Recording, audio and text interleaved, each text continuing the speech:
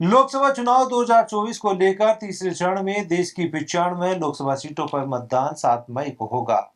पहले चरण में 102 और दूसरे चरण में 88 लोकसभा सीटों पर चुनाव खत्म हो चुका है। इस बार 7 चरणों में लोकसभा चुनाव संपन्न होने हैं। वहीं अंतिम चरण का मतदान 1 जून को होगा, जिसका परिणाम 4 जून को मतगणना के बाद आने वाला है। हालांकि तीसरे चरण में 12 राज्यों में कुल 1352 प्रत्याशी चुनाव मैदान में हैं। लोकसभा चुनाव 2024 देखने के लिए 2 दर्जन अधिक देशों के प्रतिनिधि भारत पहुंचे हैं।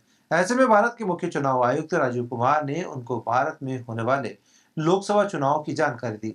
इसी कड़ी में मुख्य चुनाव आयुक्त राजीव कुमार ने क्या कुछ कहा, सुनिए उनकी जुबानी। देखिए, वर्ल्ड ओवर जो इलेक्शंस हो रहे हैं, जो करीब करीब 70 देशों में है, तो इंडिया के जो इलेक्शंस हैं वो पूरी इलेक्शन मैनेजमेंट की जो एक प्रैक्टिसेस है उसमें एक बहुत बड़ी वैल्यू ऐड करते हैं। हमारा जो एक्सपीरियंस है, हमारा जो स्केल है, हमारा जो मैग्नीट्यूड है, और उसका एक सबसे बड़ा जो आधार है वो ये है कि हम पूरी तरह से पारदर्शी रखते हैं हर चीज़ को।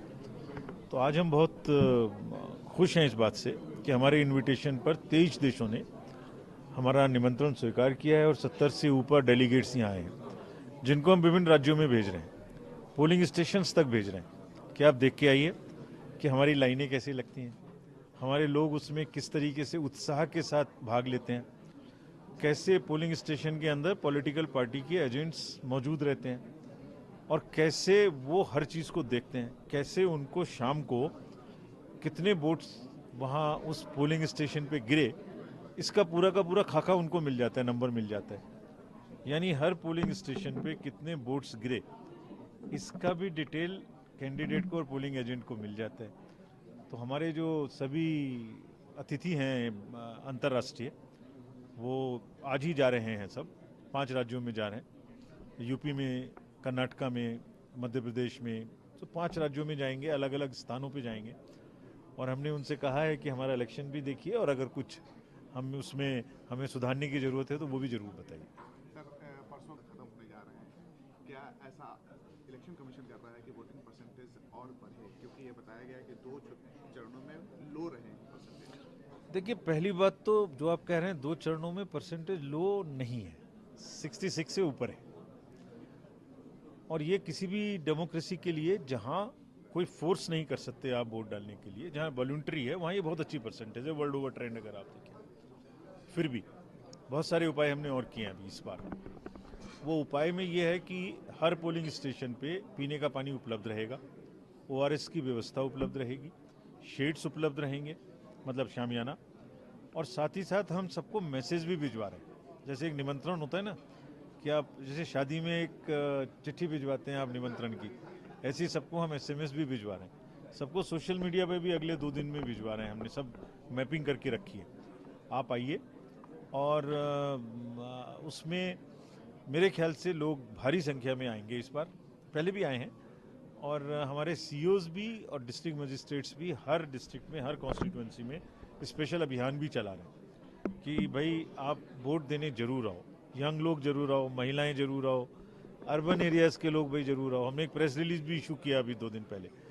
बड़ी भारी संख्या में हमारे साथ में प्राइवेट और सरकारी ऑर्गेनाइजेशंस वर्क कर रही हैं, सारे स्टार्टअप्स वर्क कर रहे हैं, बहुत सारे टेलीकॉम कंपनीज वर्क कर रही हैं मैसेजेस पहुंचाने में, रेलवेज वर्क कर रहा है, एयरपोर्ट वर्क कर रहा है, पोस्ट ऑफिसेज वर्क कर रहे हैं। आपने पेट्रोल पंप पे देखा होगा, सब पेट्रोल पंप पे बड़े बड़े पोस्टर्स और चीज़ें लगी हुई हैं। तो सारी बहुत सारे लोग डिस्काउंट्स भी दे रहे हैं कि भाई आओ, उंगली पे साइन लगा के और कुछ ले लो, मतलब वॉलंटरीली बेसिस पे। तो हमें लगता है कि बहुत सारे लोग आएंगे और जो लोकतंत्र की भावना है, जो त्यौहार की भावना है, उसको आनंद लेंगे। Thank you.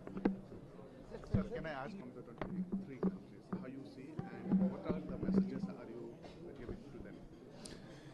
It's a matter of great pleasure and satisfaction that on our invitation, the international visitors from 23 countries, more than 75 in number, are here to witness, to do as a visitor our elections, to watch our elections. And there are around 10 and more chairmen and the chief equivalent of chief election commissioners of the different countries who are here. It's a really matter of great honor for us. And this is in line with our established policy of disclosing, working from the position of strength, that we have nothing to hide. We have nothing to hide, so we are inviting them. We are saying go to the booths. They are going to 5 cities, 5 states, and they'll go even to the booths to see how democratic festival is being celebrated in India in a transparent manner. Press is there, political parties are there, agents are there. So that's what we have invited them to go and visit our location. They are witnessing the policy. They are here for, this batch is here for phase 3rd. There might be some because we invited more countries. So there may be some more coming in the 4th phase or even 5th phase. So do you think that the percentage of voting is We appeal to all the voters to come and vote in large numbers. We have made very robust planning and good facilities at the polling stations. We are doing the meeting with the meteorological departments quite frequently.